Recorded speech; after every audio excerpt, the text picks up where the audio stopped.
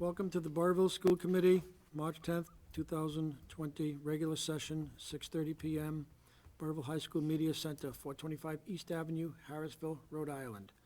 Members present, all with the exception of Sylvia and Donison, who are excused. Please join us in the Pledge of Allegiance. I pledge allegiance to the flag of the United States of America and to the republic for which it stands, one nation, under God, indivisible, with liberty and justice for all.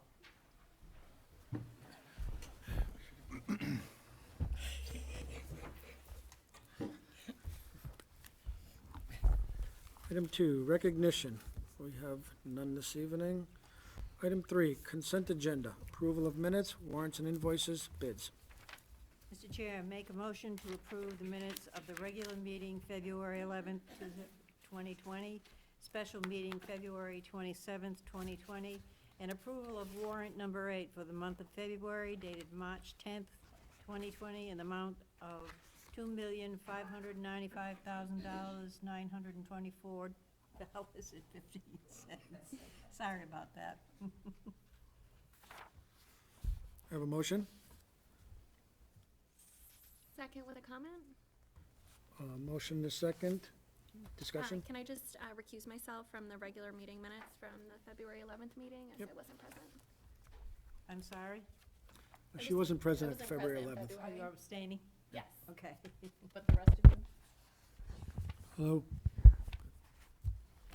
Okay. You have to vote. Yep. All in favor? Aye. Aye. Thank you. Next item, presentation by the public to the school committee. We would welcome Donna from K Akasha, financial audit report.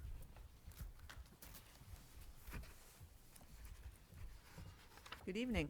Hi, Donna. Good evening. Good evening. Good to be with you tonight. So, See you again. good to see you again. Thank you. What you should have in front of you, if you have all the handouts, is the agenda, which you would have just received, as well as the bound financial statements and a small correspondence that says communication with those charged with governance. So those are the things that I'm going to be covering. So what I'm talking about tonight is the audit for the year that ended June 30, 2019. And we're going to cover a few things. I'm going to start with that communication with governance. So anytime we issue audited financial statements, we're required to issue this communication. And we just talk about different things, different requirements. And on the first page is any new accounting pronouncements we're required to tell you about. There were 2 this year. Neither one had an impact on the school department. On the second page, we have to let you know if there were any sensitive estimates. And here, the most sensitive footnote disclosures, that would be footnote 5, the disclosure of long-term debt and compensated absences and fund equity. We're going to look at that when we get to the financial statements. If we had any difficulties in doing the audit, we would have to tell you. We did not. If there are any audit adjustments that exceed the materiality level, we're required to disclose those. There was one this year as it related to the Levy rink. There were some building improvements that we capitalized. That was the only adjustment. If we had any disagreements with management, we are required to tell you. We did not. We did request and receive a representation letter from management dated the same date of the financial statements. If we're aware that management consulted with other independent accountants, we would tell you that. That did not happen. And there were no other audit findings or issues that we're required to tell you about. So pretty straightforward, pretty standard, comparable to prior years. In the audited financial statement, that's the big bound report that you have in front of you. The audit opinion is as it's been in the past. That's right after the table of contents. And that is unqualified or unmodified. And that means we believe the financial statements are fairly presented in accordance with generally accepted accounting principles. So same audit opinion as last year. It means everything we believe is fairly presented. If you flip past that, you get into the the actual numbers. And starting on page 4, we've got the balance sheet of the school department broken into the general fund, which is the main operating fund of the school department. That's the fund that we're going to focus on. And then all of the governmental funds, that column is all of the grants combined and consolidated into one column. If you're interested to know what about this particular grant, if you have a particular grant that you'd like to know about, Title I or, preschool, that starts in the back of the report on page 50. So every grant is in the back of the report if you're interested in looking at that. For the school department general fund, you can see the biggest asset that the school general fund has is the due from the town. So the town kind of runs the checkbook for the school in some ways. So there's a $3.2 million receivable from the town at June 30th. And the biggest liability is the accrued payroll and benefits. So at June 30th, we owed the employees for payroll for the summer payroll. That was $2.5 million. So there was a positive fund balance at June 30th. That was about $573,000. You can see on page 5, this is on the modified accrual basis. We're going to look at the revenues and the expenditures on the budgetary basis in a minute. For the other governmental columns, the grants, that middle column, you can see the third line from the bottom. It's a 0 because the revenues and the expenditures are the same number for the grants. And for the school general fund, you can see that third line from the bottom on page 5, more expenditures and revenues this year by about $184,000. So school department spent more than the revenues that it had. I think the basis that's going to be more interesting and relevant to you is when we compare it to the budget. So hold that thought for a minute. But on a pure modified accrual basis of accounting, we spent more than we took in, $184,000. If we turn the page to page 7, 6 and 7, this is the lunch fund, the school lunch fund, and the Levy rink. Those are enterprise funds, so we show those separately. And you can see on page 7, again, 3 lines from the bottom. For the lunch fund, we took in more revenues and expenses, kind of break even, about $4,300. So didn't spend more than we took in. And for Levy rink, more revenues and expenditures of $49,000. That includes a $34,000 appropriation from the school general fund. So that $49,000 includes the $34,000. Page 9, all the different student activity funds of all the schools, $185,000. So that's a lot of field trips and dances and, athletics. That's a lot of money there. If you look on the very last page of that report that you have, page 56, flip all the way to the end. This is a summary by school of all the different funds that this school district has. And you can see the receipts and disbursements, in excess of $300,000. So here, and we don't have a management letter, but just something to point out, these are held at the school level. This is not something that's held within Robin's office. These are decentralized. And so we do special audit procedures around this every year. We pick some schools. We actually look at the disbursements. Did someone sign off? Is there an invoice? Look at the canceled check. And the controls over these are quite good. Every year we have a handful of, there's no receipt, a handful of, we paid sales tax, because this is being handled, a lot of times by volunteers, by parents, and sometimes sales tax is paid inadvertently. So that's just a comment that we had. But in general, very good controls over these funds. The footnotes start on page 10 and run for a bunch of pages. The middle part of the footnotes, and it gets longer every year, is the pension footnote. So if you can't fall asleep tonight, you may want to turn to that, footnote 6. Very long, but every single thing you need to know about the state pension system, all the different pensions that we have here. When we look at the budget, I'm now on page 48. Page 48. So you may remember on a modified accrual basis of accounting, I said that we had more expenditures and revenues of about 184,000. When we look at it compared to the budget on page 48, now I'm 5 lines from the bottom. Even on a budgetary basis, we spent more than we received, and by about 64,000. So, generally the school department has tight controls over expenditures. This year in total, we did spend more than the budget. So it's just something to point out and to be aware of. It's not for me to say how to spend the money, but it's for me to just report it to you. So 64,000 more spent than what came in during fiscal year 19. The school department and the town combined did have a single audit this year. So a single audit is even additional special procedures that we do when the town and school combined spend more than $750,000 of federal money.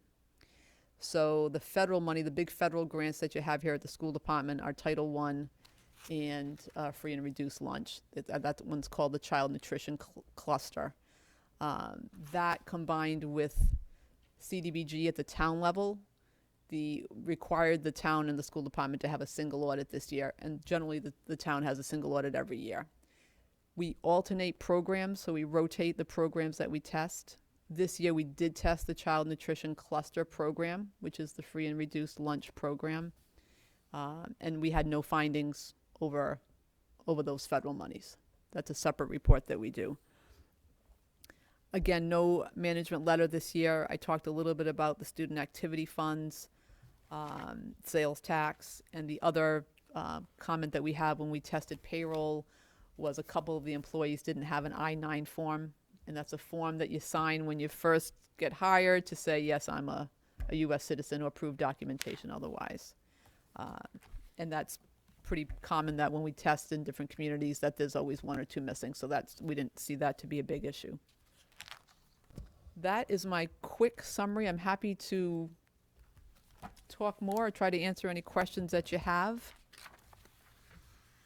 Any committee member have any questions for Donna? Having none, thank you very much. Okay, thank you, Mark. Thank you.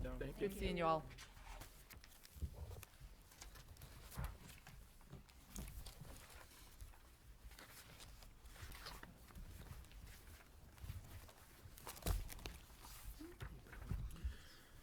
If I could have a motion to move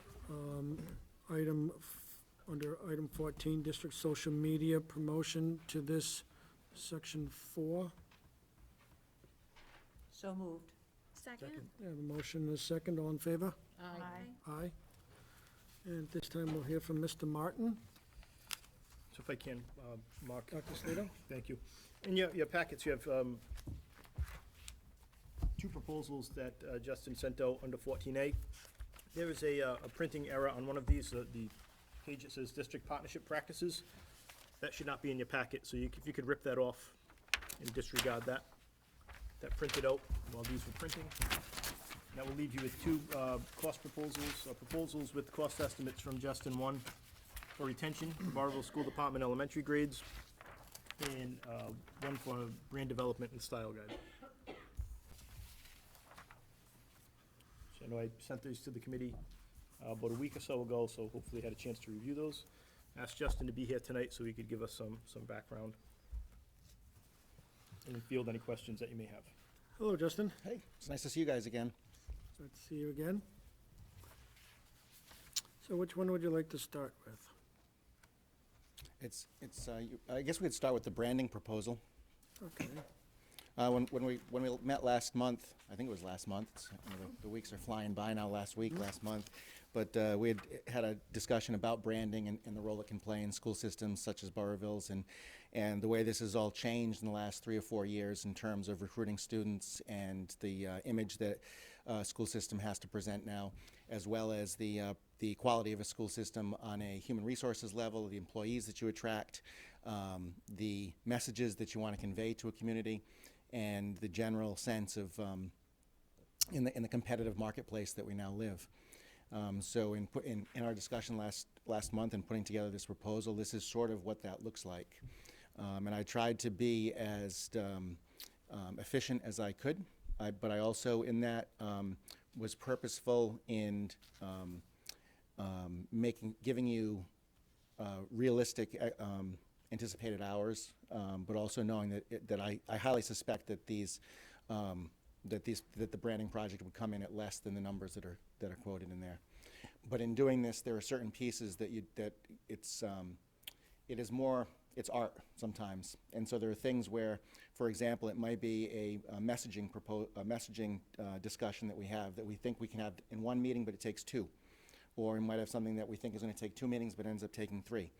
Much like your subcommittees, I suspect, sometimes, where you think you can get everything done in 1 hour, but it takes 2. So I tried to be as realistic and as honest with you as on those as we could, and the nature of what it actually takes to impact a school system's brand from that experience and expectation level that parents and community members come to expect. Does any committee member have any questions regarding the brand development proposal? Having none, we'll move on to the marketing retention. Yeah, we had also spoken last month about the concerted efforts from charter schools and some of the private schools in the area that are attracting students at pre-K, K, sometimes even in nursery school. And if we're looking to build the Burrillville school system and make sure that we're recruiting students, yes, it can be helpful to recruit for the high school and to get students to come here because they want to experience the law enforcement program pathway and so forth from a Woonsocket, for example.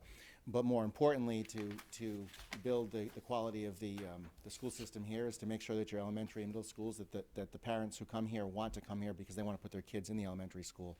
And that we also don't want to lose Burrillville residents to send their kids to charter schools, for example, because as you know, the tuition follows the student, and that can be quite costly. If you lose, 4 or 5 or 6 students, then that's a pretty significant impact on your budget. I agree. Does anyone on the committee have any questions for Mr. Martin? Having none, Alex? Sorry, I have one quick question, and I'm sorry if this is repetitive from the last meeting, I wasn't here. But do you think there could be any opportunities to work with some of our classes here at the high school? Like, I don't know if it would be graphic arts or communications. I'm sure we could weave it into. One of the ways that we can certainly save money at the elementary school level with that stuff is that, and this has been successful in some of the other communities that we work in, is having teacher volunteers or administrative volunteers at the elementary schools be part of the social media team. And so rather than, for example, me having to come to the elementary school and maybe spend a day taking photos and so forth and doing it that way, that if you've got, sometimes it's the principal, the administrative assistant that's in the building, and 1 or 2 teachers. And for whatever reason, those teachers seem to be a math teacher at the elementary school level and usually one of the art teachers. And then the 4 of them, snap a photo in a classroom or do 30 seconds of video. It can be raw. They send it to me. I'm able to, write it a little bit differently, make sure it's processed and put onto the Facebook page or into other avenues. Or if it's the video, we're able to package it in the sense of putting the Burrillville logo on it, professionalizing it, tweaking the sound in the background and so forth. And so that's some of the ways that we can certainly work with schools to, kind of split the workload, so to speak. At the high school level, it comes up quite a bit sometimes where, well, we have a really great English department. Can they just write the press releases? Or we have, we have really good graphics design classes. Can they come up with the logos? And it becomes a little bit sticky in that sense. Like I will confess that I have no skin in the game when I say this. You could have a remarkable design. I know I've met the teachers here, and your graphic design teacher. She's wonderful and is skilled. She might be able to come up with the logo that the school system wants to use for middle school or elementary school or the high school. But sometimes there, like anything in a community, politics gets involved, and a parent can say, well, I think my kid did a better logo. How come that logo got chosen? And it starts to get into that. So again, it's totally up to how you want to do it. But this way, if we're driving the logo aspect of that, for example, and I'm just using that as an example, they can hate us, rather than be mad at you if they, or those types of things. And certainly we have tried to do competitions in the past with high school and elementary and middle school to, come up with the middle school logo and brand and so sort of things, or messaging. And sometimes they nail it out of the park, and other times it's okay, well, we just spent a couple of weeks on this and we really didn't get too much. So I don't know if that answers the question as accurately as as you might want, but that's the best I can do for that. No, it definitely does. Thank you. I think no matter what path we choose, I think there's great opportunity, even if you maybe were open to going into the classroom and talking with some of the high school kids that are Oh, interested in something like this. Yeah, or- let me be clear, I'm absolutely open to that. That's not, it's just I wanted to make sure you understood that sometimes this can get into the weeds and sometimes it can be a great Absolutely. success. But I thoroughly enjoy, so, I said I wasn't gonna say this, but I will say this, and Mike will start laughing when I reveal myself, so to speak. So, Burrillville is a very unique community for me personally. My dad was a teacher here for 30 years, and he retired, I don't know, 17 years ago, but I grew up, I went to Pontiac, sorry, but I grew up in Burrillville. My dad was a basketball coach, he was the soccer coach and stuff, so I was at the rink, I was on the soccer fields here, I was in the school, I knew all the teachers, and so for me, and I live 3 miles that way, by the way, in Gloucester. But for me, this is really kind of a cool opportunity because it's a thing where there's a personal investment here on that level. So, being able to be in some of the high school classes and talk to some of the kids about this stuff, that's kind of, it's kind of cool. And I still know some of the teachers here. Thank you. Yeah. Appreciate it. I have a question. And would you be getting our students involved in this kind of program so that they could learn from you? We'd love to do that. I've done a little bit of that already with the communications and design here. I came and spoke to a couple of the classes 3 or 4 months ago, and answered any questions they had. They were all into what is it really like to be in communications and marketing and public relations and journalism and that kind of stuff. And so I always enjoy those types of things. Okay. But again, it's the educator in the room is the trained professional on that. I'm just the I like to help, but I don't know how to teach. Oh, just doing it with them Yeah. and getting them involved in what you do Yeah, would be very educational for them. yeah, I agree. Yeah, that would certainly make it more appealing to the committee if If we could make it one of our core, students were gonna be would part of make it it. And very interesting for the Yeah. students, Yeah. something that they would bring home to their parents. Right. Because a great many of them are interested in media and Communications Yeah. of that kind, communications, yes. and Yeah. a lot of them would seek careers in that, so it would certainly help. Anyone else? Having none, I'll entertain a motion. Do you have anything you'd like to add, Mr. Martin? Dr. Slito, do you have anything?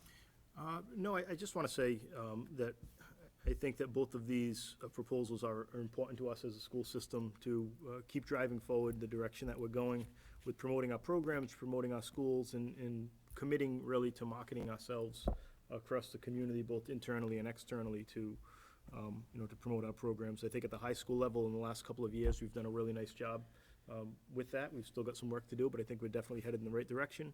And logically, I think the next step now is to really begin at the ground level, at the pre-K and the K grades, where we're really getting a lot of feedback from parents that are sending kids to charter schools and why they're sending kids to charter schools. And that's a strong, strong message that we have to do a better job of promoting some of the services and some of the great things we do for our younger kids. So I think we're firmly behind this.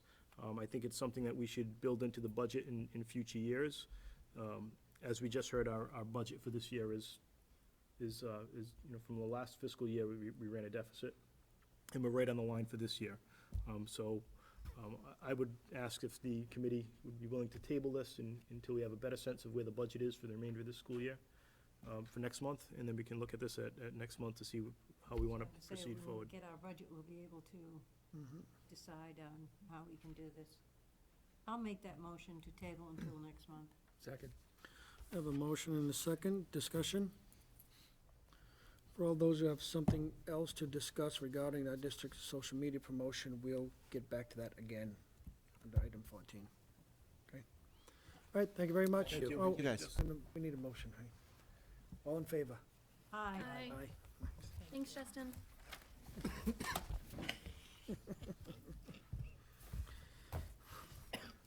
I knew I'd get that. Item 5, public comment. Anyone from the public wishing to speak this evening? Having none. Item 6, personnel, leaves of absence, retirements, resignations, appointments. Mr. Chair, I make a motion to approve the following retirements. Linda Dumas, teacher assistant at the middle school effective June 30th of 2020, and Louise Boucher, social studies teacher at the middle school effective June 30th of 2020. Second. A motion and a second, all in favor? Aye. Aye. Make a motion to approve the following resignation. Megan Mania, social studies teacher here at the high school, effective at the end of the 2019-2020 school year. Second. Motion and a second, all in favor? Aye. Aye. Approved. And I make a motion to approve the following leaves of absence. Catherine Hauser, reading specialist here at the high school, on or about April 20th of 2020 through June 30th of 2020. Second. Motion and a second, all in favor? Aye. Oh, Aye. have a discussion? Do I have to recuse myself, seeing we're not actually doing the, no, I don't. This, you would have to recuse yourself on this, 'cause this, yes, On Catherine Hauser also. yes, on the Hauser. Yep, Okay, Relative. relative. thank you. All in favor? Aye. Aye. The next ones are just for our information, so I'll accept a motion to receive and file. Motion to receive? Second. Motion and a second, any discussion? Do I have to recuse myself again? No, just receiving and file, so no, there's no Okay. vote on this. It's just Okay. appointments and athletic wanna make appointments, sure. informational purposes only. All in favor? Aye. Aye. I'm sorry. Who's second? Go, Sean.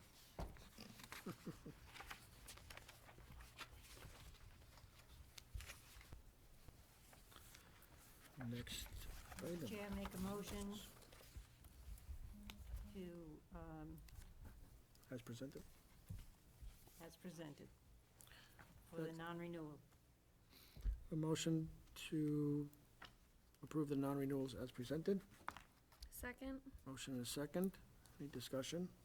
Having none, all in favor? Aye. Aye. Item 7, old business, fiscal year 20 BSD budget update. Motion to open. Second. Motion open and second, all in favor? Aye. Aye. Robin?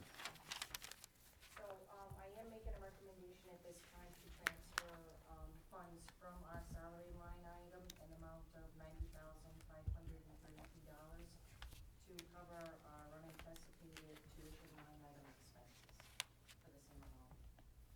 I will make that motion. Second. Motion and a second. Any discussion?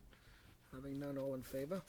Aye. Aye. Excuse me, before you move on, though, I do want to let you know that, we have received all the invoices for the water main break at this point, and they're over $100,000. So, I haven't heard back from the insurance company as to what will be covered and what won't be.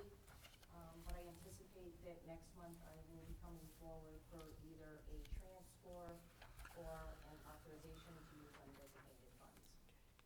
Is that number in total, Robin, like for the whole? Yes, so for everything that we've had done, the sewer, the water, all the repairs, Right. it's actually $102,813 at this point. Okay, and then you think by next month we'll know how much the trust will cover of that? I'm anticipating by the end of the month we should know, so Okay. it should be for the next school Good. committee meeting. If not, I won't present anything on it, we'll wait until we have firm numbers. Okay, I know Bill is at the sewer commission tonight, and requesting consideration for that invoice. and didn't go so well at the water It department? did not go so well at the water district, so we're hoping maybe the sewer is gonna be different. The sewer invoice, on its own is 35,000, 38,000. So, right, so we're contesting that because the water actually didn't go through the sewer system, so therefore wasn't treated. It's a good argument. Yeah, we'll see. Yeah, it's a good argument. So this is for informational purposes. We don't need to change our motion or anything that we do. No, no, you won't. Okay, great. Thank you. Anyone have any questions for Robin? All good. Thank you. Next item, fiscal year 20 rink budget update. Motion to open. Motion Second. opened and a second. All in favor? Aye. Aye. Aye. So no action is necessary, just for informational purposes. Motion to receive and file? So moved. Motion received and file in the second. All in favor? Aye. Aye. Thank you. 2021 school calendar. Motion to approve as presented. Second. Motion and second. All right. Sylvia's gonna miss not being here for this. Question here.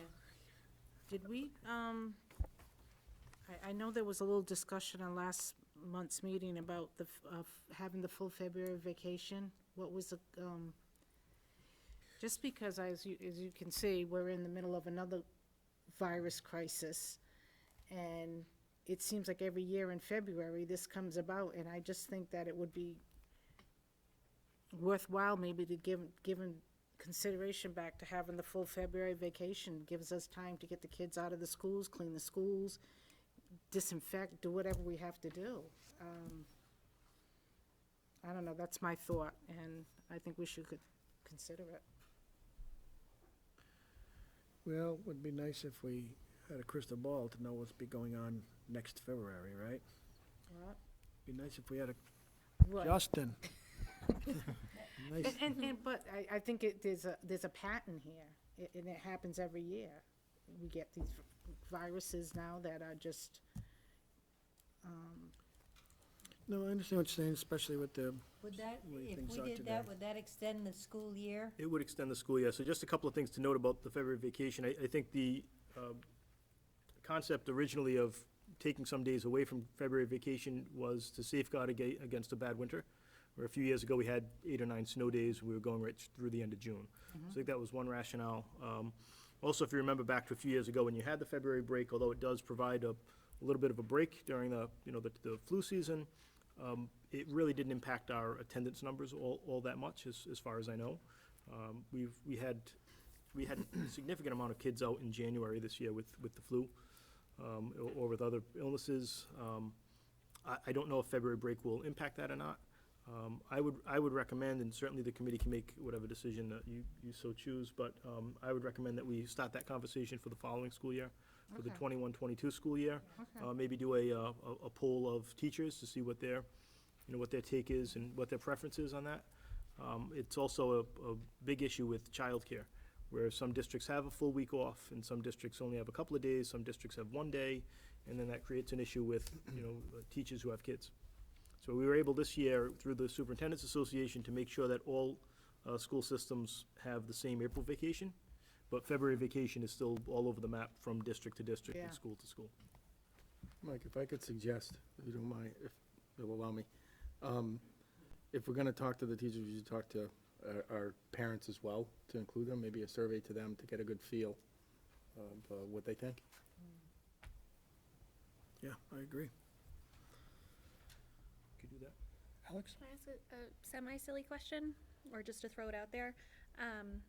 So the last day of school, I feel like always falls on a Monday. Is there any way where we could make it not fall on a Monday? And the only reason I say that is I feel like students at the middle school and the high school may not necessarily show up or need to be there due to whatever reason. Then I feel like it may be an inconvenience for parents at the elementary school just to send them in on a Monday. Just a thought. I don't know if there's a way that we can maybe change it to a Thursday or Friday, maybe strip a day from holiday break. Not that I don't know if folks would want that. I think it's a good idea, and I think that's something else that should be discussed for the 2021 school year, 2021 or 21-22? 21-22. Put it Right, on 'cause this is pending 2021. issues. 21-22, because I don't think we can change it on this one. It'd take 2 months, we'd have to. Yeah, and that's fine. I mean, the chances of us not having a Mr. snow day Chair? are slim to none anyway, so it would push us off, but just a thought.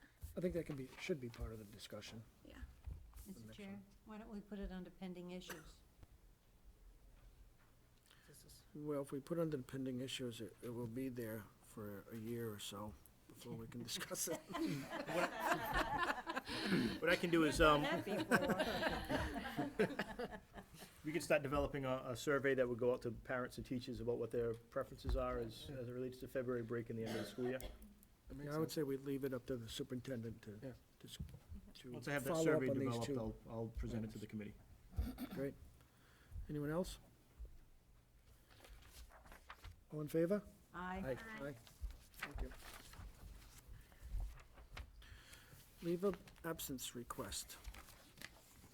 Motion to approve. Second? Motion and a second. All in favor? Aye. Item 8, our favorite, superintendent's report. Thank you. So a number of items on my report today. I'll start with our Robotics Club. So we're in the process of designing this year's elementary Robotics Club. As you remember last year, this will be an after-school activity with a fee associated to fund the program. Our engineering students, along with Mr. Aldrich, will be working with the elementary students to build the robots. It's all hands-on interaction between our high school kids and our elementary students to really put these robots together, and then it culminates at the end of the year with a robotics competition. So I can't give away the secret, but Mr. Aldrich kind of filled me in on what the theme is going to be for this year. Last year was Operation Clean Sweep, where they had to clean their bedrooms with the robots. This Yeah. year, he's got another theme to it, which I think That everyone one's will gonna be hard to enjoy. beat. That was Well, cool last he year. gave me a little preview last week, so it looks pretty good. Good. It looks pretty good, so Do the we'll high look forward to school- that. Do the high school kids earn community service hours for that? Yes, They do. yeah. That's awesome. Moving on, we have applied for a portion of a $20 million grant to improve literacy. It's a 5-year grant called the Comprehensive Literacy State Development, or CLSD. It's from the U.S. Department of Education, and it's going to be used primarily to support LEAs and communities in strengthening literacy development and instruction from birth through grade 12. So if we are Get a chosen portion. as a recipient of this, then we'll be using it to fund our ELA curriculum. That's mandated by the state, and that would offset some of our budgetary costs. So just want to say a big thank you to Mrs. Mayu for working on the 42-page grant application. Wow. If she- Thanks, Jules. if Julie nods off or falls asleep during the meeting, that's probably why. Our next item, as a way to promote the importance of our upcoming RICAS testing in grades 3 through 8, we kicked off a Facebook campaign that was based primarily with memes.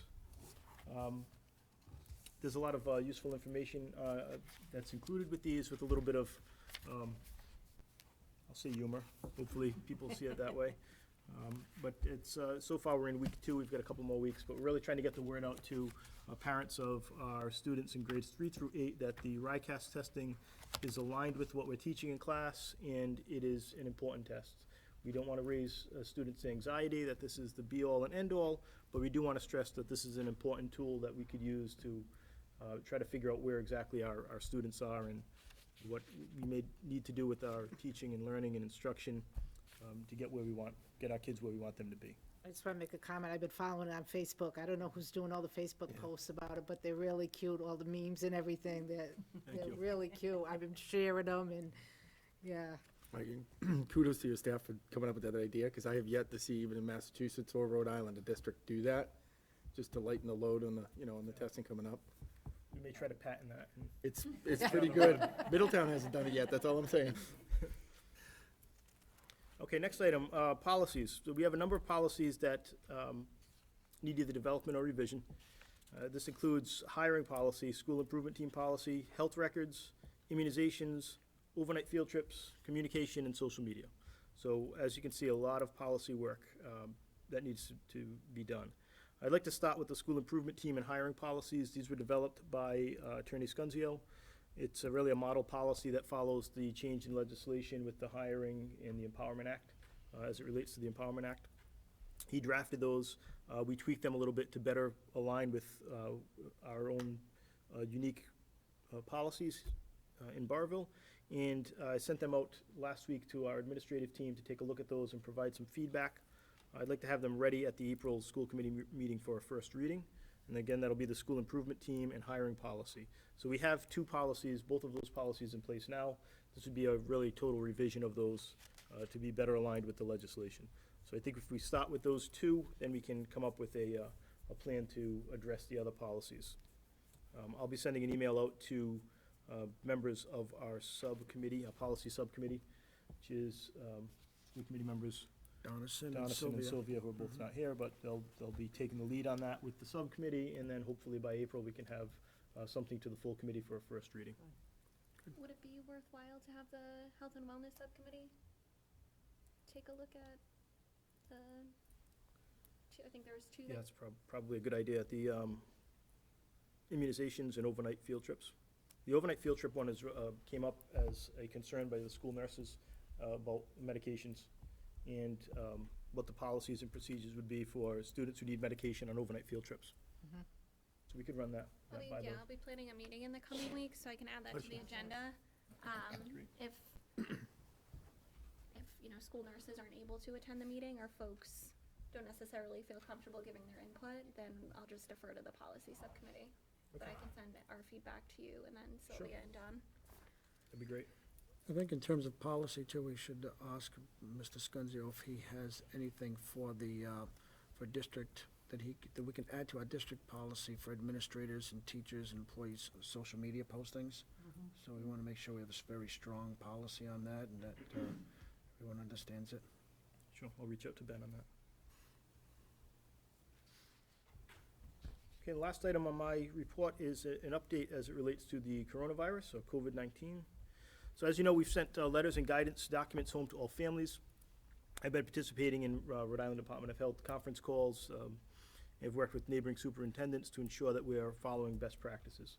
So as it stands right now, we have a weekly conference call with the head of the Rhode Island Department of Health and Commissioner of Education to answer any questions, go over latest happenings in the field, and give us some guidance. That'll take place tomorrow at 2 o'clock. I authorized, working with Bill Robinson, authorized overtime hours for custodians to give a little extra time to make sure that buildings are clean and sanitized and disinfected. We've ordered cases of disinfecting wipes for all schools. It's actually a little glitch at the high school. The wipes have been here and they're in the office, but it was never communicated out to the teachers they were here. So the word got out to hopefully all the other schools, so I'm gonna double check on that tomorrow. But I delivered 2 more cases to the main office, dropped them off on my way in today. So there's 4 cases. There's about 50 or so bottles of disinfecting wipes. So if teachers choose to use them and would like to use them for their classroom, they're certainly welcome to do that. I hope you were able to buy it before the price gouging. We actually got contacted by the state that there is, through the Superintendent's Association, there is the ability for the state to purchase these and give them to districts. So we had ordered some already, but now that the state has offered to supply these to the school district, we put in an additional order. So hopefully we'll get that later this week. Because we're in a question to- state of emergency, it's illegal to price gouge now in Rhode Island. Just out of curiosity, do we have any type of plan in place if, God forbid, we get a case? And if, like, we find out one of the kids in one of our schools? So it would be a case-by-case basis, and it would depend on what, Because I know I'm hearing, Specifically. watching the news, schools are shutting down and, Right. Would that be it something we would would depend do? on the specifics of the case and what exactly if it's a student, if it's a faculty member, what the condition of that person is, whether they're being tested, whether they, test positive or negative, whether they're being self-monitored or quarantined. So it's a lot of, the devil's in the Everything's- details, if you will. right. There's a lot of things Right.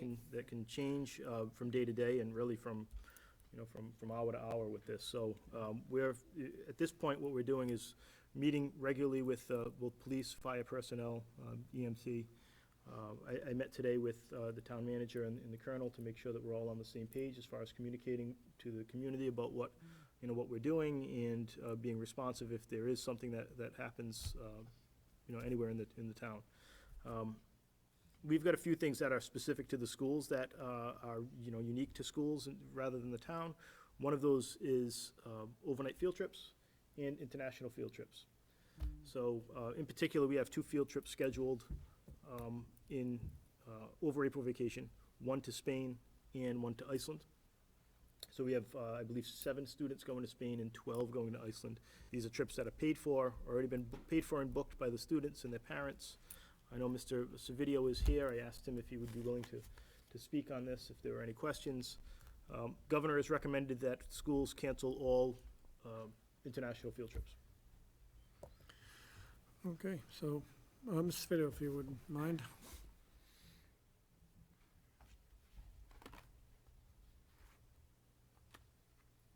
Name, rank, and serial number.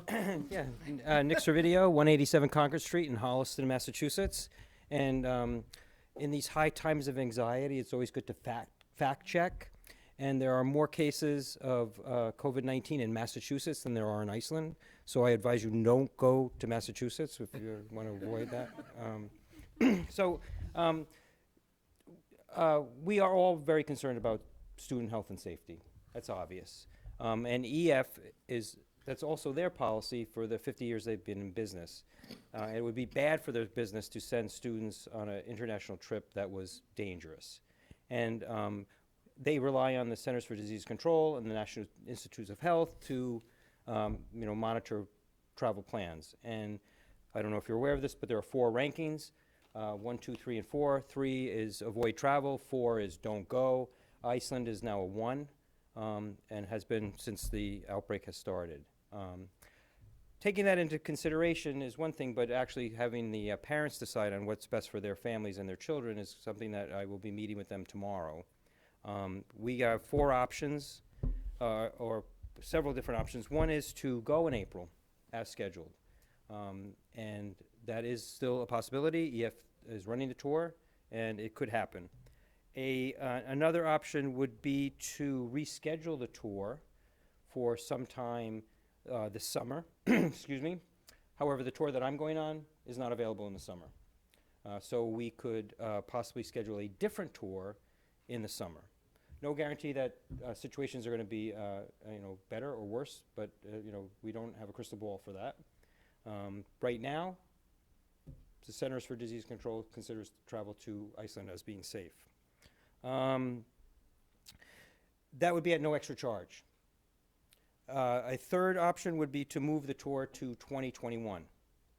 In that case, the students and adults that have scheduled this tour potentially, they would lose their deposit, registration fee of $95 and the insurance. They would have to re-register and re-buy the insurance, which is not, crazy, but it would be a cost. And they would also be responsible for any increase in the cost of the trip for 2021.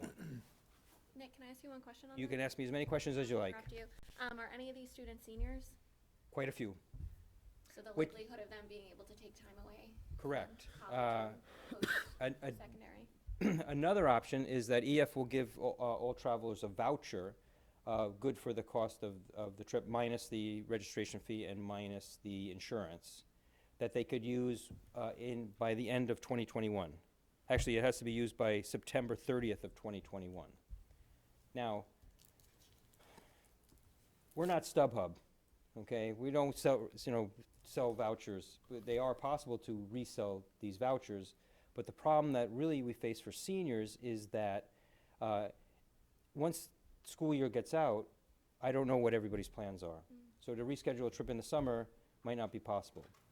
There's many different travel programs that these students could use, but they would just call up EF and say, I'd like to use my voucher to go to Costa Rica. Have me join a group that's going to Costa Rica. We don't know who that group is. They won't know any of the students on it, and that might not be what they really were planning on doing. But they could do that in the future. The last and worst option is that they could get half their money back. Now, that's about $1,800 that they would be losing if they did not travel at all. Now, the governor highly recommended that students don't travel. She did not offer to reimburse anybody for any lost funds, which would have been appropriate, I think, but that didn't happen. Nick, what is Spain ranked? Spain is a 2, but not for the virus. And actually, EF has canceled all its trips to China and to Italy, and I don't think they go to Iran, but they would have been canceled as well. And they have actually rerouted some of their Italian trips to Spain.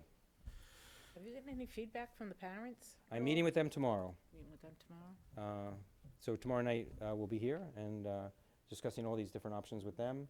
And I mean, so I did send out an email to parents that I've been obsessively monitoring the situation, which I have been on a hourly basis. And one of the options that we could do is, so I guess your concern is responsibility and liability, I would imagine, that these parents would be, you know, if the parents approve sending their children on an international trip right now, or some parents might say, I think you should wait till next year, could we actually divide the group in half? Some go now and some go later. That is a possibility. Whether, you know, I'm not sure what, you know, the school committee would like to do about that. It is a school-approved trip. It is not a school-sponsored trip. It's individually sponsored by the parents and students who paid for it themselves. So, you know, a lot of colleges and universities are canceling all their overseas, you know, programs, but those are, you know, school-sponsored. They run those programs, and they are shutting them down. So. Well, I think the school committee should give Mr. Savidio some guidance to go to his meeting with tomorrow in terms of what level of safety the school committee Yeah, would what like to is take our with our students. liability? Yeah, I was gonna say, Well, should we discuss but- with Ben what our liability? Excuse me? Discuss with Ben what our Yeah, liability our would be, if liability. there would be, Well, that's one of the things, but it is travel abroad, and every place is safe until it's not. Well, so that's an excellent point. And we have had some experience with international travel, and we've had everything from constipation to diarrhea to food poisoning to visits to the emergency room with students. And one of the reasons why we go with these international organizations is that they have feet on the ground. They can handle things, you know, emergency situations. And as I said, I mean, driving into work, you know, driving back here for the school committee meeting, 2 more cases in Rhode Island reported, and so, you know, there's hazards in the world. And that could be coming to Burrillville High School and getting the flu, or nobody has, you know, COVID-19 yet, but heaven forbid it happens. So, and I have to say that I'm looking at this from the inside, and sometimes I could think I might be missing the big picture, which is why we're here tonight. Well, it's a looking matter at of, that. is it an avoidable hazard? Yeah, correct. But you know, Rhode Island might be an unavoidable hazard by staying here. Anyway, the That doesn't problem bode that I well have. to your point, Yeah. saying Rhode Island and Massachusetts, Yeah. and for getting on a plane and the public transportation in between and going to Iceland or Spain, which is at a number 2 to begin with, having nothing to do with the COVID. So I understand you'd like to take the trips with the students probably like to take the trips too, but it's up to this committee to decide whether we want to give it our blessing or not, so. Alex? Again, another silly question for me, but in terms of timing, I feel like we'll have a very long conversation about this tonight, and we may not all feel comfortable saying yes or no. At this point, if we waited, you know, let's say 2 or 3 weeks, and again, I don't know if that's what the committee wants to do, but I don't think you have that much time, do you? We do not. We have to make a decision by Monday. by Monday, okay. I just feel like it's changing every single day, so that's why I was throwing that out there to And see Alex, if. you never have silly questions. They're Well, always that's good. kinda silly, but They're always good. kinda Mr. silly. Chair, wouldn't it be more up to the parents to make that decision as to whether they want their child to go on these trips? Well, it's rather up to, than- well, the governor said she doesn't want the international flight, so then would it be up to us to tell the parents? They're the parents' children, I mean, that's what it is. Even if we say, Flights are not available, we could vote on that. But I don't think that when it comes down to, do they want to expose their child to that? I think it's a parent's decision, not mine. well, I have So a my difference of major opinion. concern is for the seniors who will not be able to use this voucher or go on this trip. And it is a lot of money for these parents. That's my biggest concern. I mean, I can reschedule, I can go on another trip at another time. And I mean, the whole reason why we do these trips is that they're really valuable for students' growth and education. These are great experiences for the kids of Burrillville.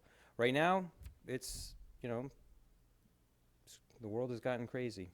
Nick, what happens if one of the countries, Spain or Iceland, a week before the trip leaves, goes up to a level 3? They would reroute us to another trip, which is another option. I mean, so if the trip that I'm going on is not available this summer, so we couldn't go on it this summer, where they said, well, we could just switch it for no charge. So we could actually use our vouchers for a different trip.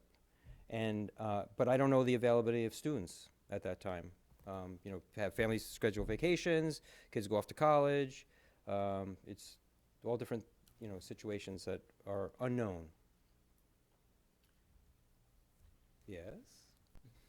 One comment, one question. My only comment is I went on a trip when I was a senior, and it was the best 10 days of my life. So that's what I'm thinking about, is our senior students who have looked forward to this and have probably worked hard for 2 years planning and prepping and making sure that all their grades are aligned to go. So I definitely hear that concern of yours. My question is, are you concerned if we leave it up to parents that it might get a little bit quote-unquote messy? Like if, you know, 5 say my student can go, 6 say, you know, my student can't go. Do you think that's going to get a little difficult to manage, or? Well, we have the flexibility of doing a split trip. And it, again, so if, and it's all hypothetical because I haven't been able to meet with people. I actually sent all this information out to parents already. They all have the different options that are available. And tomorrow we are meeting to discuss what, you know, is best from their point of view. But we're here talking about tonight because of the school committee's concerns. So if for example, all the seniors say, like, we want to go, and all the parents say, we want our child to go, but the, you know, the underclassmen who have an opportunity to go next year or the year after, their parents say, like, I think we should use these vouchers in the future. But the vouchers are only good till the end of 2021. Actually, September 30th, 2021. So they would have to go next April or next summer somewhere. I actually asked, and it's all about numbers. How many students go, so the deal is for every 6 students go, you get a free spot for a chaperone or a you know, an adult that's monitoring it. So if we have, for this year, we have Amy Dealey and myself are the chaperones, and that's no charge for us. But and that's set no matter what happens for this year, if it's by, you know, this summer. But if it's next year, we'd have to get more numbers. Okay, I'd like to hear from Dr. Salito, if you don't mind. Thank you, Mr. Brizard. So, it's a tough spot for sure. I know, Nick, as you said, it's not a school-sponsored trip, but it is a school committee-approved trip. So the committee does have the authority to say this is no longer approved, and we're not approving international travel. Is that the right thing to do for these kids that have committed to this trip and these parents? I honestly don't know. I think that's a committee decision. I think that you also have to balance out the potential risk to the other students, to the rest of the community. Very difficult for a school committee or a school district to go against a recommendation of the governor. That being said, I don't know necessarily if it's the right decision or not. I think that there will probably be a number of parents who aren't comfortable sending their kids, who may voluntarily withdraw from the trip and use one of the other options. But I don't know what those numbers are going to look like until Nick meets with the parents tomorrow. So just to clarify, there's 7 students going to Spain and 12 to Iceland. Yes, and I think I did, Amanda Lemos is the chaperone for the Spain trip, and I invited her to piggyback on my meeting tomorrow, so I'm expecting those parents to be there as well. So do you Dr. Slater, what do you expect to come from this meeting tomorrow? Would be something that would help our decision if they were to have that meeting, and then either the school committee would meet again, or we could leave the decision up to Dr. Salito, whether we would endorse it or not. Well, he'll have more information than we would. So we could meet again, or we could leave the decision up to Dr. Salito. Would you feel comfortable with that, or would you prefer it be a full committee decision? I mean, I'm fine. If you give me the authority to make that decision, I'm fine making the decision on behalf of the committee, and I'll certainly reach out to the chair and get some guidance there as well. I think after the meeting tomorrow, we may have a better sense of what families are feeling and what families are thinking. I don't know how many kids are seniors. I don't know what percentage of, if we have 19 kids on the trip and 15 of the 19 parents say we're not comfortable sending our child, we want to take the voucher, then I think it makes the decision a little more manageable. And if it's the other way around, then we've got a real decision to make.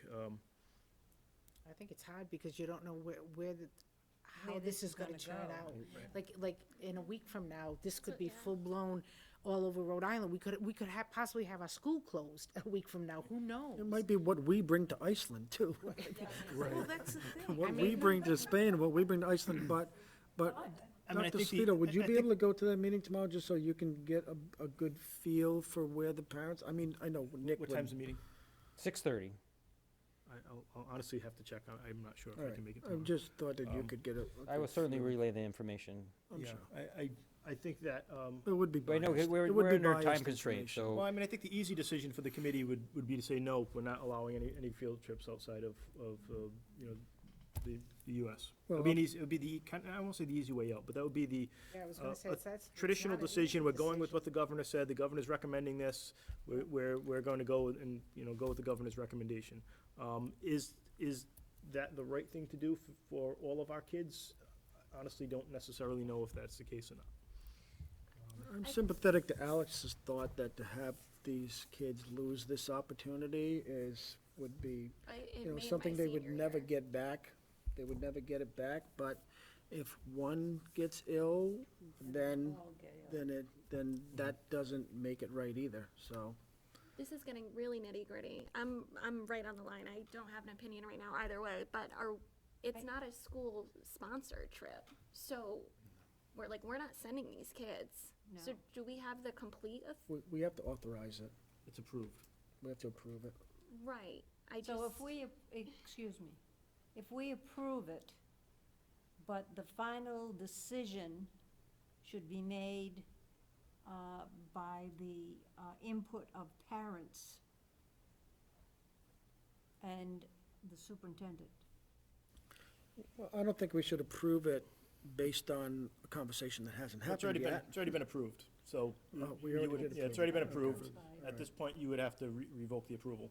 Okay. You'd have to pull the approval of this.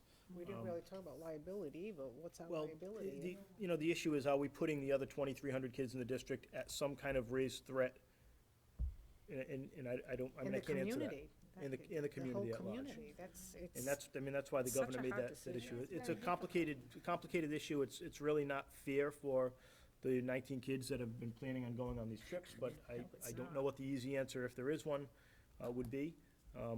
I think if it comes down to balancing the pros and the cons, then you have to make the decision that in the best interest of the Yeah. 2,300 kids But I- rather yeah. than the 19. And I would kind of ask a silly question like Alex would ask. Would Iceland accept us? Kids from Rhode Island and a person from Massachusetts where this is taking place? Would Iceland even welcome us? Would Spain welcome us? Well, as of this afternoon, Iceland is open for business, and so is Spain. They haven't shut down any of their parks, and, some things that European countries are considering, and besides Italy have not enforced yet, are no gatherings of over 1,000 people. We're, 19, so we're well underneath that. And that's one of the Democratic rallies at this, tonight were canceled because of the crowds. We're not going to be going to crowds. But that is one of the major things that European countries are very concerned about. And even in Massachusetts, colleges and universities are canceling, large classes because they don't want to going online, which is something that, we might have to consider. I don't know how that would work at elementary levels, but Yeah. we could do it at the high school. I'm just gonna mention that. I think as we're talking about it, and usually everybody gets a better grasp on it by discussing it, I think we've already approved it, and I think there would be a superintendent decision to bring to the school committee to not approve it. Based on new information, the governor, we didn't know any of this when we approved it, so. Of course not. So, but we We won't did, even- so we it- won't know it's, what's gonna I happen think a at week this from point, now. it would be a superintendent decision. To Yeah, but either that- tell the school committee that we shouldn't authorize it, or to blatantly say the governor said no, so basing his decision on. Alex?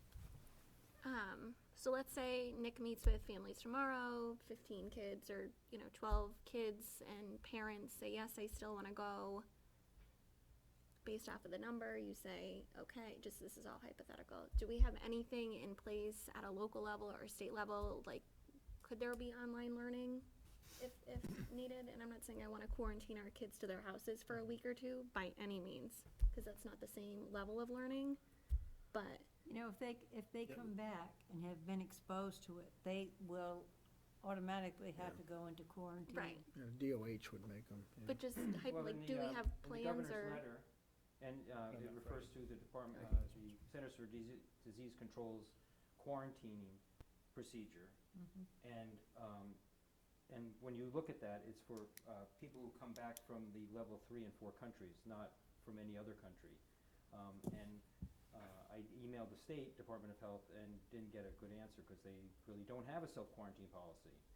But the federal policy is that if you come back from China or from Iran or from Italy, that you have to self-quarantine for 2 weeks. It doesn't affect level 1 or 2 countries. But what if those countries expand? Then you would, the rules would, if they become a level 3, then you would need to self-quarantine. Why wouldn't you postpone? Or cancel? Well, I mean, for me, I would certainly be able to do that, but again, I'm concerned about the seniors that will potentially lose, $1,800.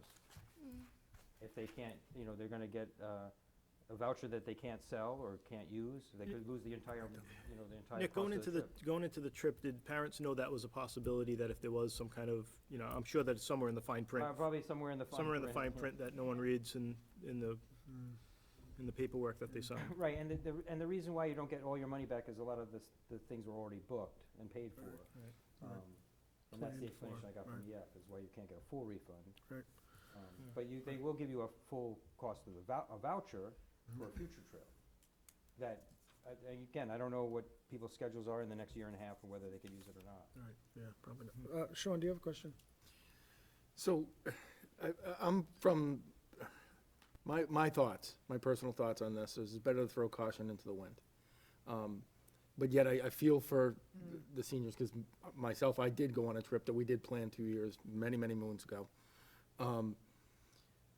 But the devil and the angel's saying to me, if we do have a meeting and leave it up to the parents, I think we need more information. And I do think I Dr. don't think we can Salish- leave it up, sorry to interrupt, I don't think we can leave it up to the parents. I think we can get input from the parents, but it's I not a agree. parental decision. At this case, the Absolutely not. committee has to make a decision whether it's gonna be approved or not approved. It's already been approved right now, you've got new information, you can either give me the authority to not approve it, or to keep things, but I would like to get input from the parents, but I don't think we can leave the decision ultimately up to them. I agree. If the committee or the district decides that this is not a school-approved trip, can parents still go? I don't know, I don't think chaperones would wanna go. Liability concerns, Right. you said don't go. Yeah. Exactly, and that's the same concern we have with going against the governor's recommendation, is that opening us up to a liability if there's an issue. So, Just do you have a question? Piggybacking off of what Sean said, I feel the same way as him. I feel terrible for the kids who've paid or who might lose money or anything like that. Believe me, I honestly and truly do. But as a school committee member, where our job is to keep the kids safe. That's our number one job, I believe, is to keep our kids safe. And if there's a chance that something could happen to them, going on one of these trips, I mean, So, it's Terry, would you feel comfortable with leaving the decision up to Dr. Salito, and he'll keep us abreast of everything as it takes place? And if he's talked with Nick, the situation may change, it's a day-to-day change thing, and he'll keep us posted, but this is, to me, it comes under the perfect job performance of the superintendent.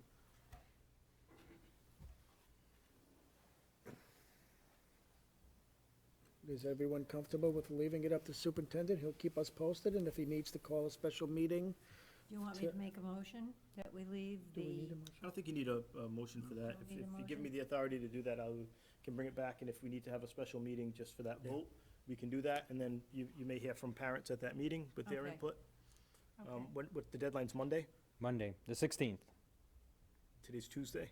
Your meeting's on Wednesday, so we may have a special meeting apparently on Thursday, if have if to. need be. Right, because we're gonna post the special meeting have to, Well, today's Tuesday, we'd have to have a special meeting on Friday, Friday. because we'd have to post it.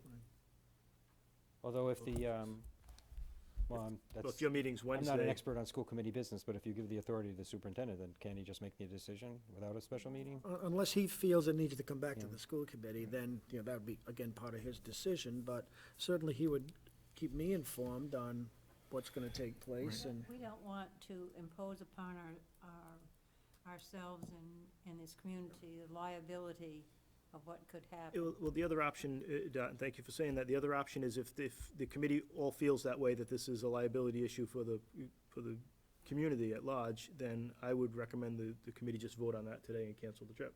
If that's the feeling of the committee and that's how everyone feels, as unfortunate as it is for those students, then I think that's another option, is to make a motion to cancel, to not approve the trip, and then it takes, certainly not in my hands, but it's also not in the parents' hands, it's no longer an option, and then they have to decide.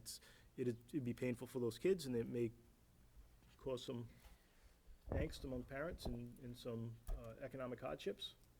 But if that's the overall feeling, then we're just kind of kicking the can down the road until the meeting tomorrow, if that's the way everyone feels. do we wanna let the parents have a voice, or do we wanna be the voice? But like Mike said, I don't think I know we want to do that, but it really doesn't have a bearing. I mean, the governor's said it, Yes. so it really comes back down to us. So if you did go this route, you would, my question would be, would be canceling the April trip, but what about the rescheduled trip? And which we try to, recoup the money and use the funds that we already have available to us. So that's another complication on Timing-wise, consideration. and when the governor's gonna lift her ban, her travel restrictions and those kind of things. Yeah, that might be a good option if they postponed it. It doesn't have to be on a school vacation week. It could be a in-school week, and they could just make up the work. They could do the work electronically, or, I'm not sure what you mean. so instead of, right now, they're planning it on a vacation week, That would- right? Yeah, that Yeah, would. that would change the nature of the trip. It would then become a school-sponsored trip rather than a school-approved trip. You wouldn't be able to do that.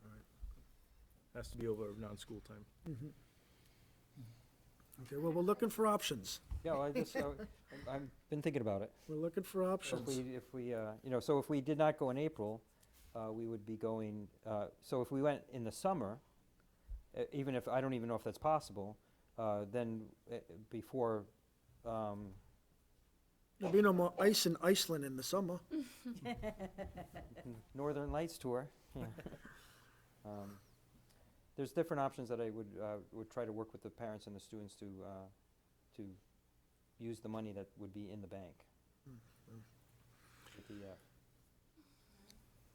Yeah, sure, hi, Monica. My son, probably 2010, 2011, went on a trip, and it just happens that there was an eruption, and that school trip had to get postponed because no planes were flying over, it was Denmark, I can't remember exactly where, because of an eruption of some mountain. So Oh, the that ash. field trip was postponed. They did have that field trip in the summer. There were some people that could not attend, but other people went, and they did have another trip. They went to Spain.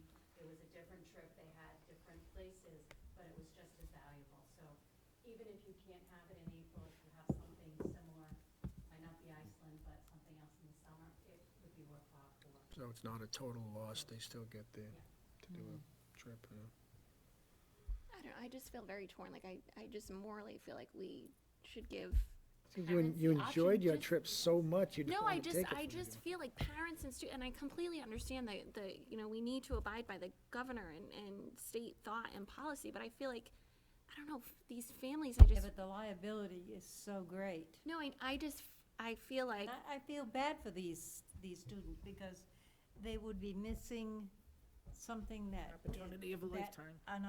Exactly, an opportunity of a lifetime to travel overseas, to do that. I just feel like parents should have the opportunity to share their opinions and how they feel on it. If they could potentially be losing $1,800 just to do the due diligence, that's just how I feel. I don't know, I'm very torn. Well, we're the elected officials, so let's make a decision. So, Terry, I think we should take it to a vote. Does anybody agree? Tonight, to vote Yeah, tonight? right now, yeah. They have no time. I'll make a motion not to approve, To withdraw rescind, the to approval. rescind the approval Rescind the of the approval. procedure. So there's a motion, Second. motion, a second. Now we can have discussion, further discussion. Nick, let's say we don't approve the trip right now, what would, I'm just curious, what would next steps be for you? Well, I'll still meet with the parents tomorrow. I'll explain the school committee's decision, which is not difficult to explain, and explore what our options are. And, Because we're fearful for them. Mm. Yeah, I am. Yeah, I mean, Nick has a good idea of why we're deciding what we're deciding, and I don't think that's. the parents can make their own decisions. Okay. So we have a motion and a second. Any more discussion? Having If we discussion? don't approve it, or if we rescind. Rescind the our approval. And they come back with another option, They don't really have time for us to have another meeting, so, No, it wouldn't be, whatever option they choose, it wouldn't be for April vacation. I'm assuming it would be over the summer or later in the year, okay. depending on what, what happens with And the, would that come before us again for approval? yes. It would, okay. Can I ask Dr. Salito a very blunt question? sure. I don't want to put you on the spot. Okay. But is your mind basically made up to support the governor's ruling? Like if we, let's say we, leave it to you to make the decision, you meet with parents tomorrow, we get their opinions, their feedback, is it gonna weigh in a lot on your? I honestly don't know. I don't know what information parents could say that would make that decision, would make the trip acceptable. Other than the fact that they're gonna miss out on experience and possibly lose some money, as terrible as that may be. And I think you can tell by the conversation here that it's not something that's being taken lightly. Right. We understand that. But ultimately, I think having it as a committee decision, because I report to you. I report to you as a committee, so I'll abide by whatever decision the committee makes, give you my recommendation. I think it's very difficult for any elected body to go against the recommendation of the governor. I think it opens us up to liability, and I think that there is a innate sense of responsibility that you have towards all of the students in the community as a whole to not take unnecessary risks. We can argue if it's a risk going to Iceland or Spain any more than it is going to Washington State or Washington DC or Florida or Tennessee, I don't know. But when you have, the governor in Massachusetts did the same thing, they canceled all international travel school-wide, and you now have several local colleges that are not coming back from spring break. So I think the guidance from the Department of Health is to limit travel as much as possible and limit exposure to large crowds as much as possible. Anytime you're going to another country, you're going to be going through international airports where there are large crowds. So, I mean, if you ask me to make the decision, I will. But I think that the committee, and I report to the committee. No, I just Yeah. was just Yeah. curious. I don't know what information would make the decision different than what it is. No one is happy that we have to tell these Right. kids that they have to reschedule, or that, it's not the best. But they have situation. options, but they have options options. still. They do have options. It just stinks that it's not next week. Right. Like, I feel like you're right, I have my decision, it's like the 6 weeks in between, it's like, oh, To help you, I had 5 children. When they were in high school, I took in 8 other teenagers. I had 13 teenagers. And yeah, they went on field trips. They went on trips. And thinking about this and what's going on worldwide right now, my answer would be, you cannot go as a parent. I think a lot of parents are going to think about their feelings for their children, not wanting to see them exposed to anything that might harm them. That's how I feel no, about I it. agree, I'm Yeah. seeing both sides. It's a very I'm seeing difficult both deci- sides of it's- the It's very a difficult. difficult It's decision. empathy, of course you have empathy, but Of course. Any further discussion? job is to keep the kids safe. Anything new to add, anyone? Well, I'm just assuming that this is for the Spain trip as well. This would be for all, For- yeah, all international trips. All international trips. Either way, Nick, will you report back to us Oh, with yeah. how the meeting goes tomorrow, please. just in terms of other Well, options? I'll report to Dr. Salito, and he can. He can- If you need a chaperone over the summer, when things are better. So we'll take a vote.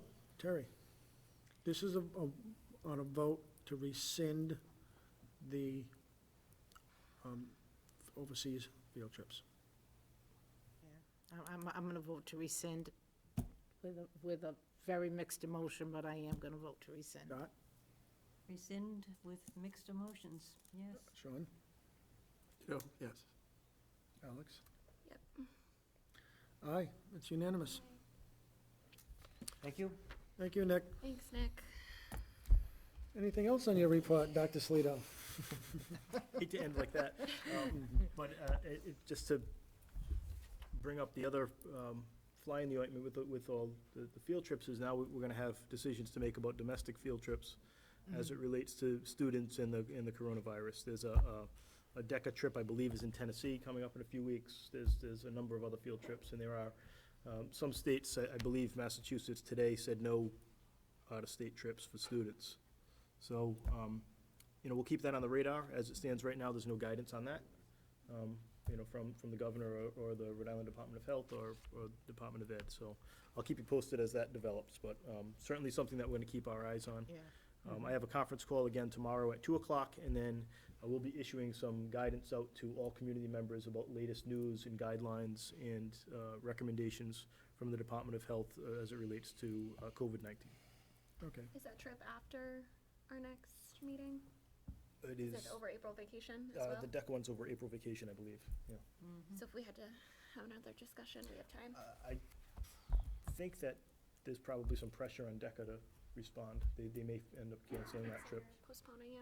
but I don't know. Could the I'll keep you posted. Department of Education get involved in this eventually?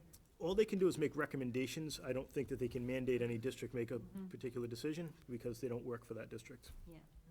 But they can make They recommendations, probably will make some recommendations Probably. shortly, yeah. and that concludes my report. Thank you. Anyone have any questions for Dr. Salito?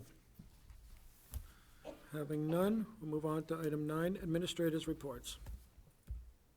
Mr. Chair, make a motion to receive and file with a big thank you to all the administrators, staff, students, for all the great educational information, arts, sports, and all the projects that were presented from principals, vice principals, assistants.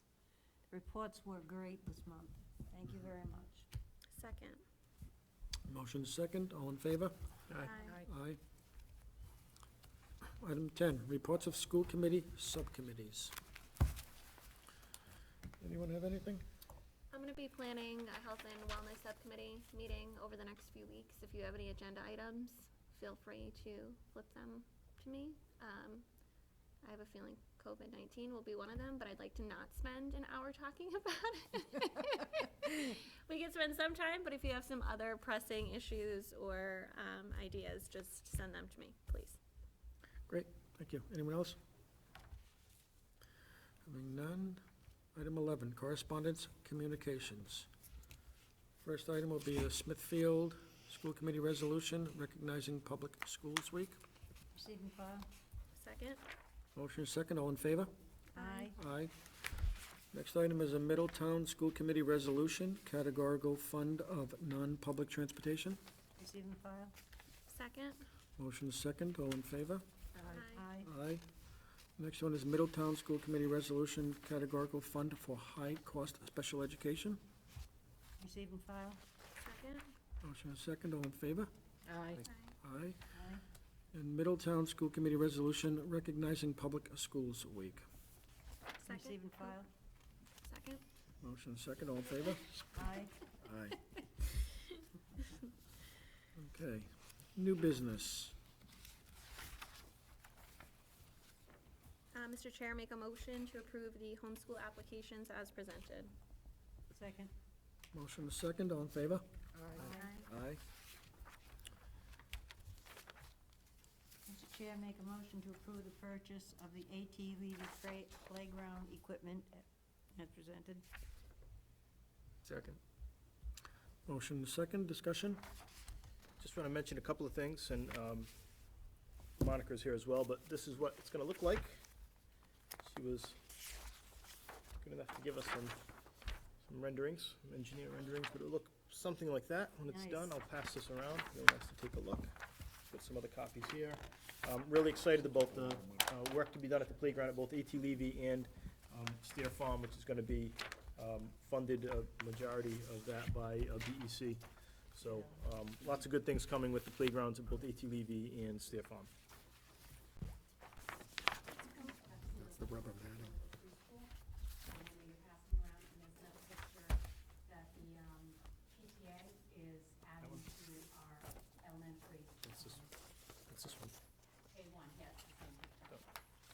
Playground, they're adding that piece because of all the fundraising we did. Oh, yeah, that's preschool, it says This is the- preschool on it, yeah. Schematic I designs. need that in my backyard. Not for me, my grandkids. $90,000 of a playground looks like. Sure. We'll go by, we'll see Mark's when you. Thank you, Mark. Do we know, Mike, is that gonna be that rubber matting on the ground, or is it mulch? I couldn't tell by the I think it's rubber, Yeah. rubber mulch. But I think it's rubber mulch. It's not the matted one? It's the actual rubber mulch that moves around? That way it's replenishable each year. I don't know, which, are we getting this? All of that? That is It's the playground. the PTA. That one. This one is, okay. Okay, that's good, yeah. Was that approved? That was approved. Not yet. Discussion. My kids play All in with sand favor? piles.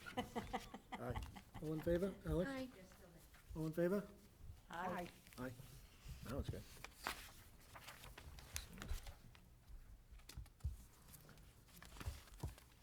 Next item, resolution, categorical fund for non-public transportation. This is a Burrillville School Committee resolution.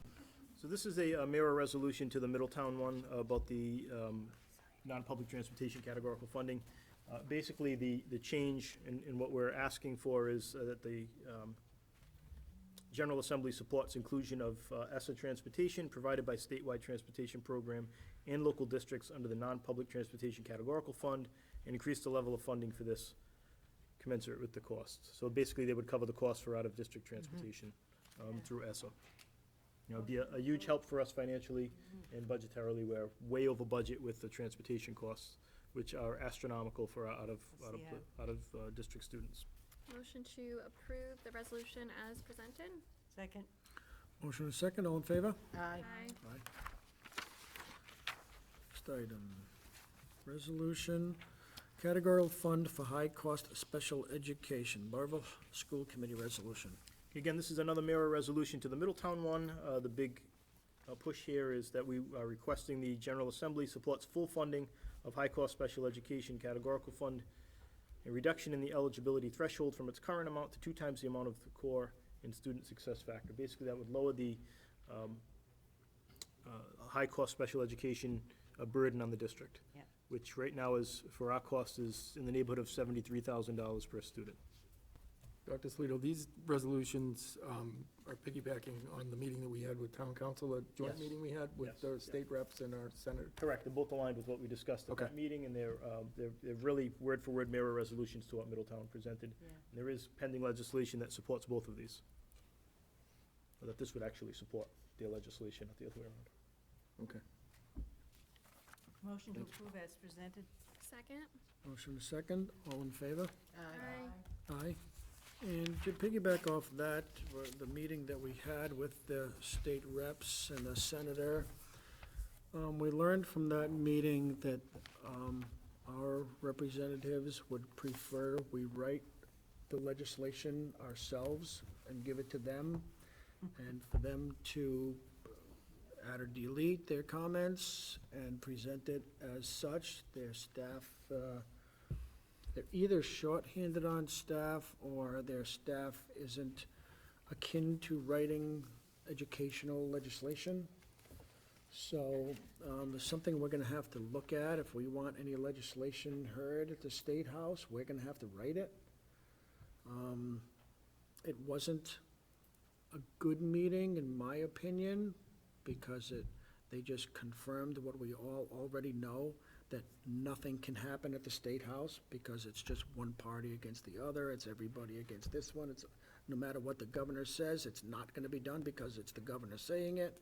It was not a very good meeting. If you're a public person or you're a school committee member, it really explains why the state's in the condition it's in. But regardless, we're gonna have to find a way to start writing our own legislation if we want them to be heard, so. With that said, I'll move on to item 13, committee comments on agenda items. Having none, item 14, pending issues, district social media promotion. So we did hear from Martin Associates. So I think there's a lot of policies that we're gonna have to be writing on for social media, so I think Dr. Salito has a good plan. We'll take it a piece at a time, but yet we're not gonna wait forever to keep going. By the time we get these first two through, the SID teams, the hiring policy, we're gonna do the immunizations, overnight field trips. I mean, we're gonna move along pretty quickly, the policy, the district, social media postings, social media postings from the school committee. We're just gonna try to move everything along as quickly as possible, as much as Dr. Salito and Mr. Scungio can digest at one time. And we'll put them before our policy subcommittee, which is Donison and Sylvia, and we'll see if we can get them in the book. Anyone else on district social media? I think it's been great. Keep up the good I work. think we're moving in the right direction. I think. Who's the master behind the keys? Am I allowed to ask that? Secret.